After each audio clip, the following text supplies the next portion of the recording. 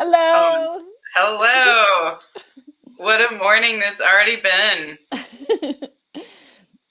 How are you doing? I'm awake. I'm going to the mountains this weekend, so I'm really excited. Oh yeah, by the way, Mina is doing a meditation in the mountains this Yes. week. Well, this won't come out till later, but yeah. Or we could just post it today. Oh, I could actually. Yeah. Smart. Thinking thinking ahead. Yep. Look it out for you. I So do. tell us about the meditation you're doing out in the mountains this weekend. Thank you.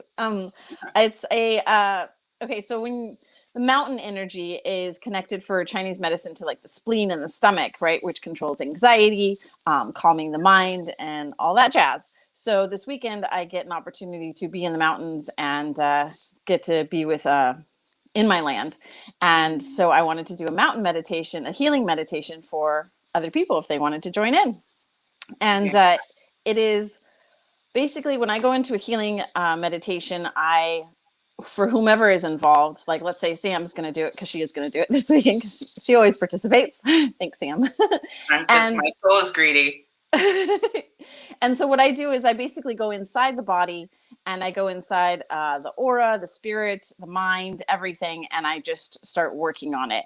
And so for this one, since I want it to be about grounding and about releasing anxiety, about making the spleen and stomach stronger, calming the mind, then we that's what we're going to be doing. And so I get to do it with a whole bunch of different people. So it's a 2 hour meditation.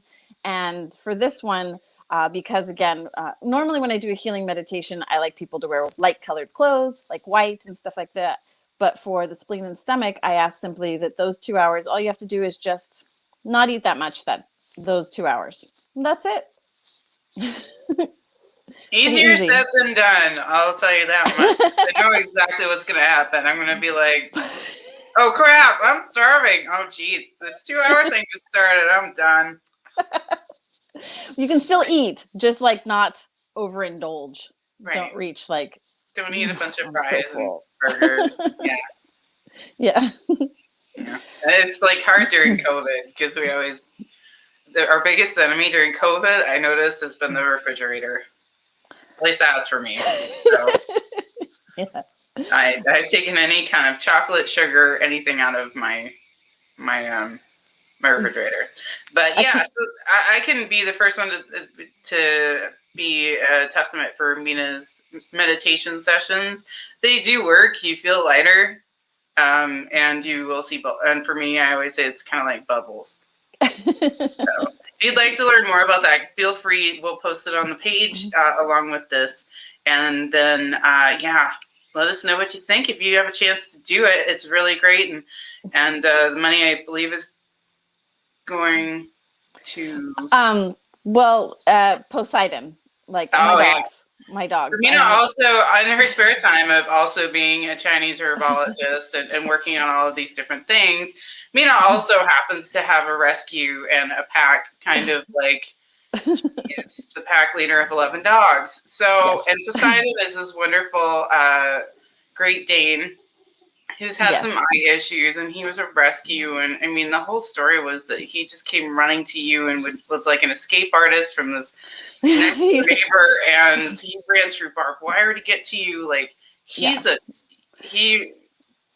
He would be These are the abandoned sort for, of stories that you don't think about in LA when you think yeah, of a dog, but these are the sort of things that happen and where your dogs come from, which I think is just so yeah. wonderful what you're doing with them. That paying it Thank you. forward for the animals. But Yeah, anyway, he was abandoned for a few days at a time, and so then he would just escape, and just he knew where my house was, and I'd always have food for him, and so eventually the owner just said, you know what, you can keep him. I was like, thanks, you did abandon him at for the least last she 3 days, and he's at bleeding least she was everywhere. at least she was aware enough to go. Yeah, yeah, absolutely. This dog is it's yours. Um, But I will be out of range, so if anybody wants to join in, make sure you let me know by the end of today. um, so Sam, what did you dream yes, about last night? we're both laughing because I already told her earlier, and I was like, should I say this on the interwebs? I had a dream that I was basically on the toilet the entire night. I was just going to the bathroom, Things were just being released, kind of like, you know, when you've been out for a run and you really have to use the bathroom. You're running for the toilet. It was like that. I won't go into more detail because I know there's probably some people already crossed out. But what could that possibly mean? So I know, and you can go ahead and say your healing that you had a little healing this week.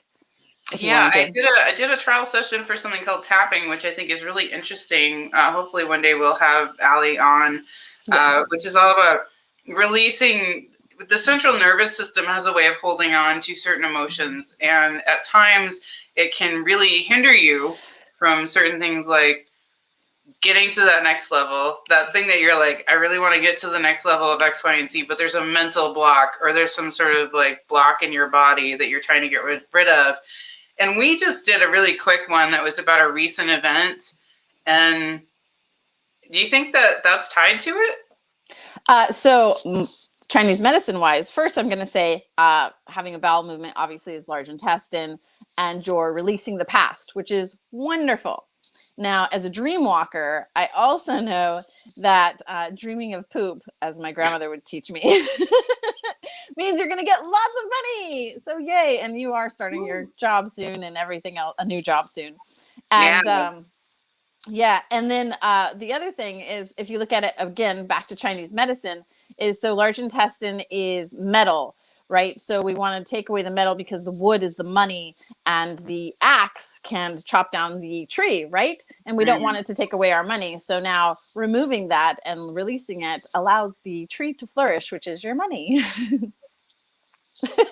How cool is that?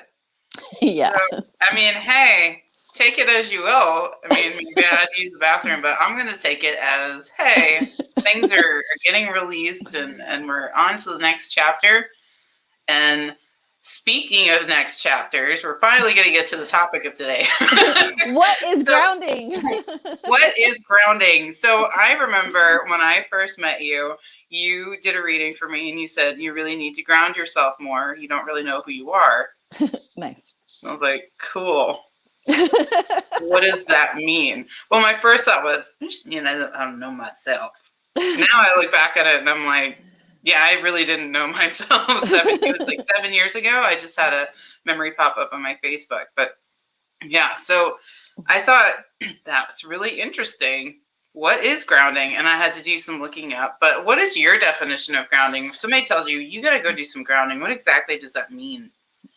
So grounding is like sometimes when we're too, and I'll use this word, floaty, you know, in a sense, we don't stay true to, we aren't able to listen to our gut. We aren't able to listen to our intuition, to what's going on in here.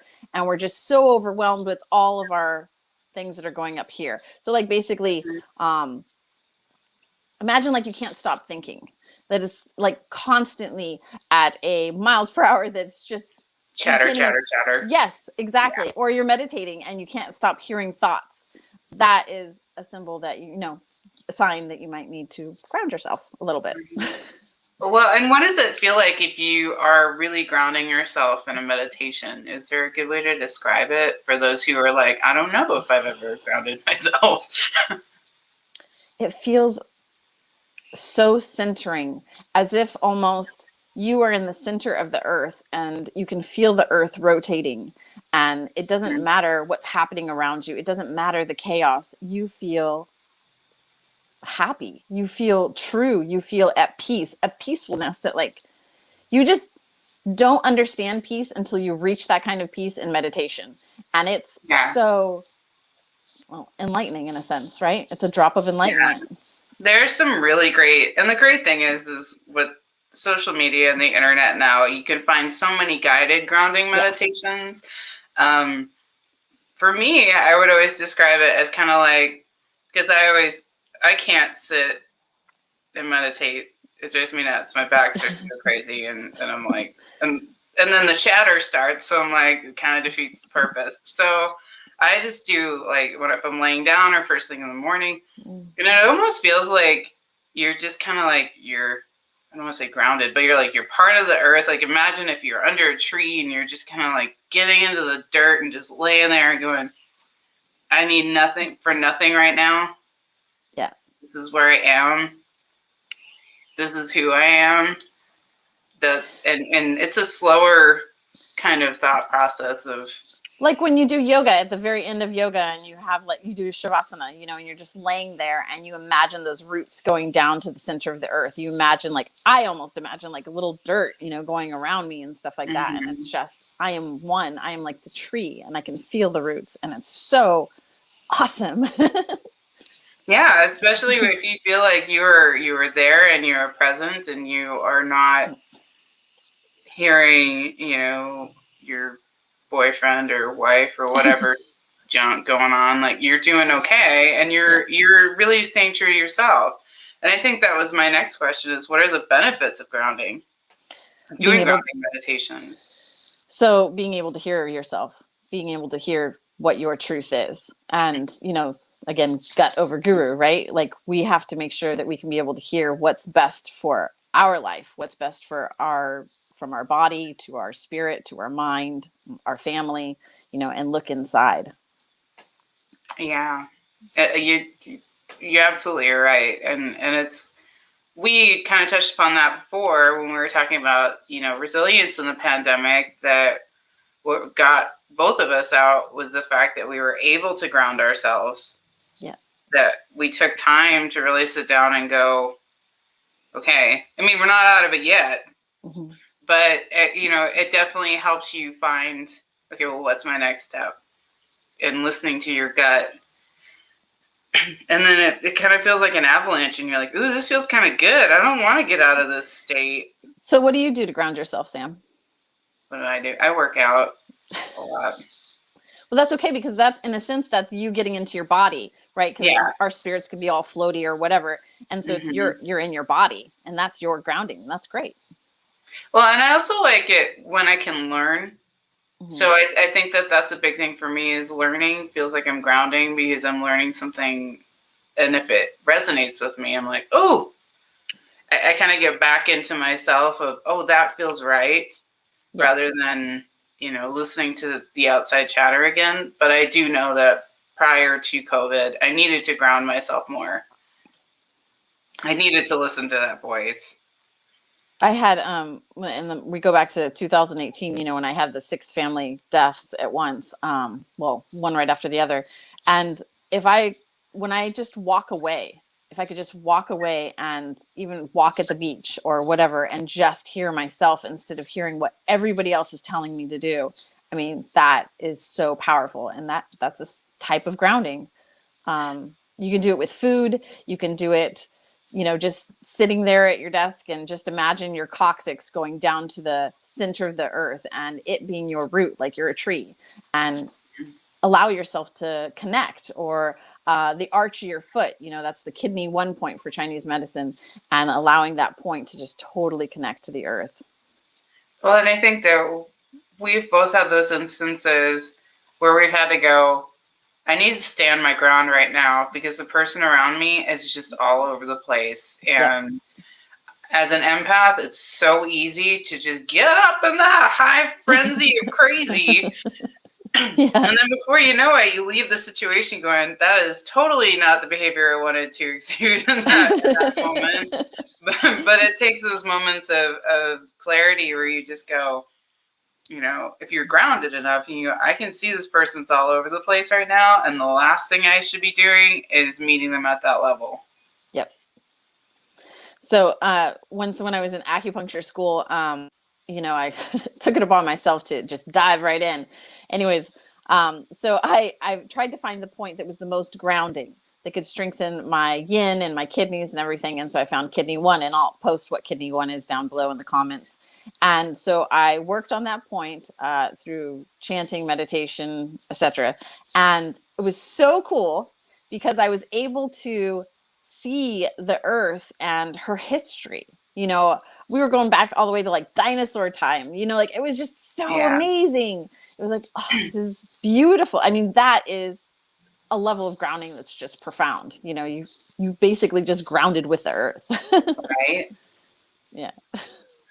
Yeah. And I just know for myself, when I was working in corporate America, there were some people that, you know, you walk into all walks of life when you're working in corporate America, and you can't escape it. You have to work with these people, and they are who they are.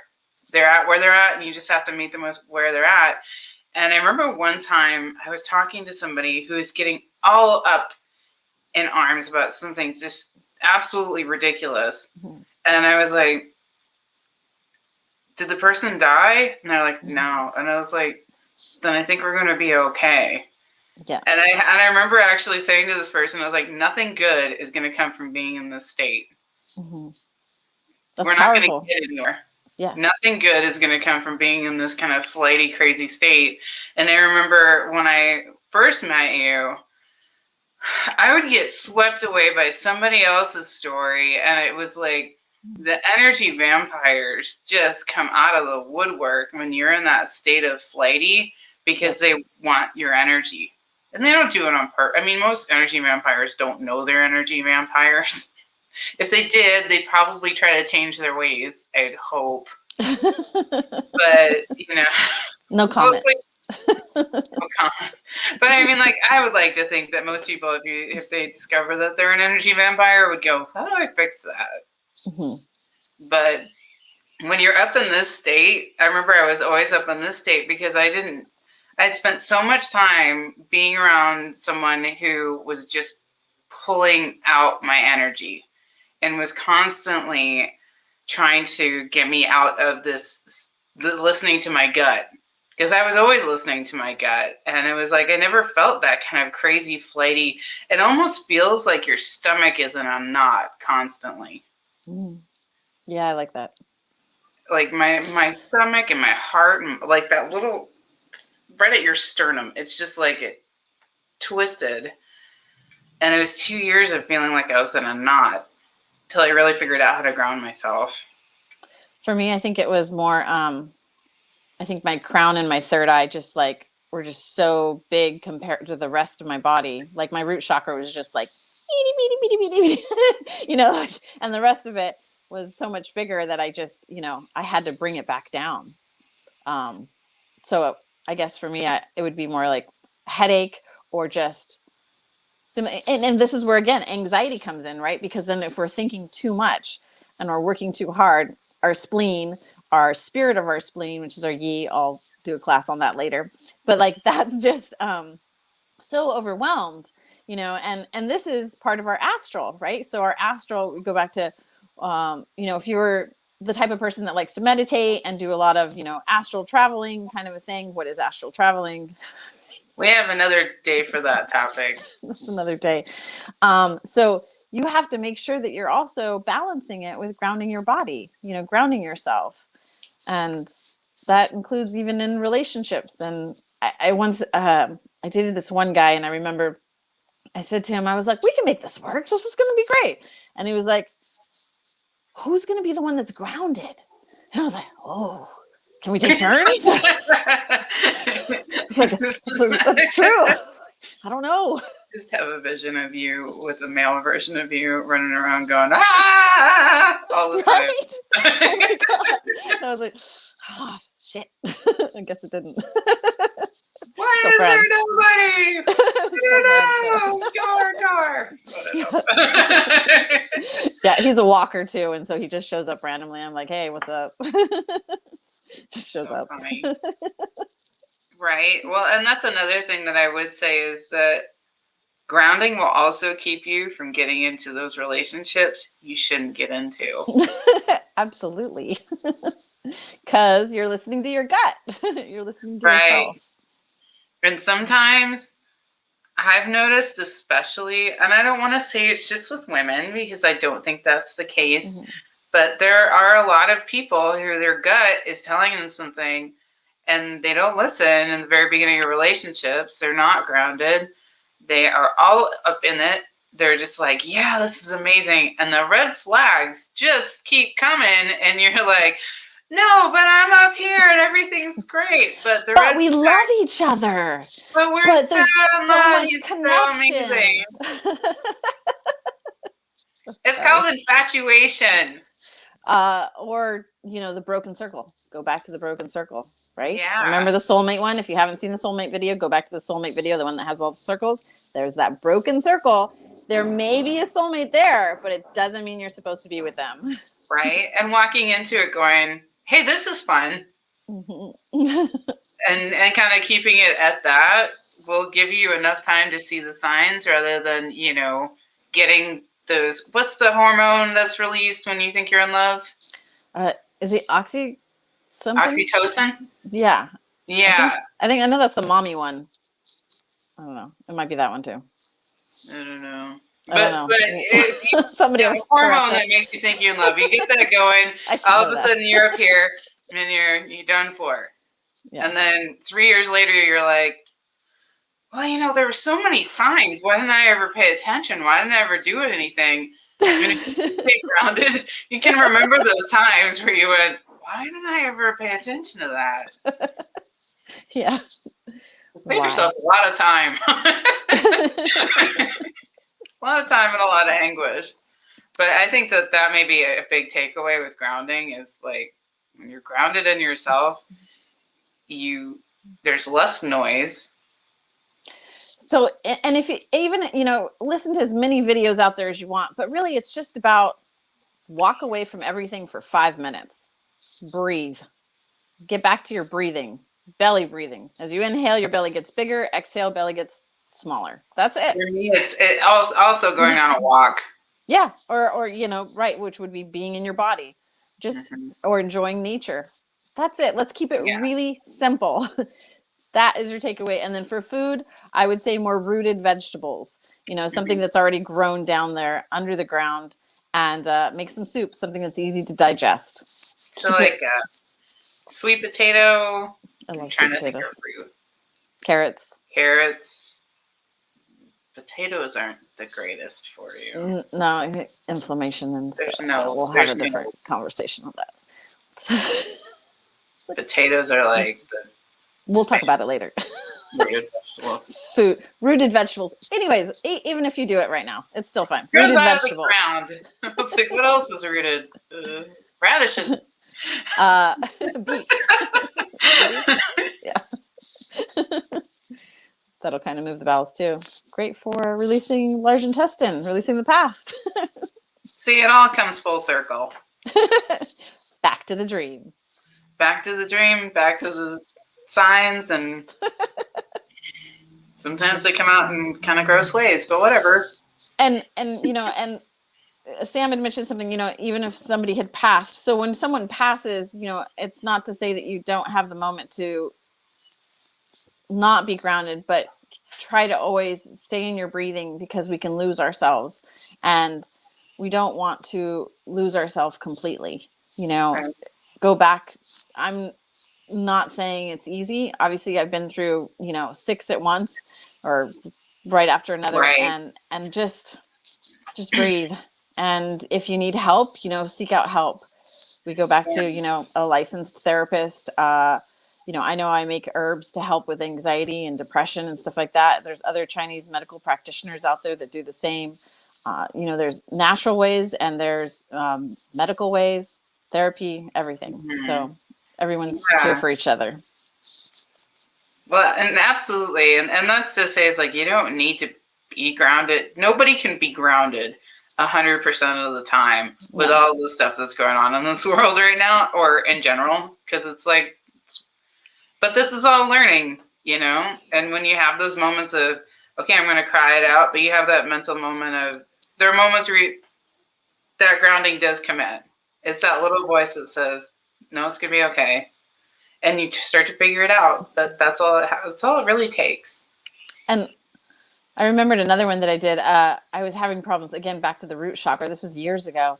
And a medicine woman I worked with before, she said I had to go collect red dirt. And so I got the red dirt and I had to stomp on the red dirt. So I stomped on the red dirt and I was like dance on top of the red dirt, and it would be like a regular daily ritual that I would do. And eventually I just like would bury my feet in the red dirt, and it was just amazing. I mean, again, even if it's just dirt, but bringing that root chakra, opening that back up a little bit more. What is grounding? That's it. Let us know what you guys do for your grounding. Stomp on a potato. I don't know.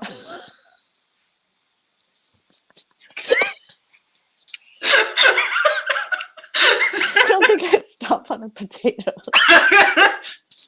I'd still really like to see that, though. Show us your videos of stomping on a potato. No, I'm just kidding. Sorry. Have a wonderful day, everybody. We love you. Bye.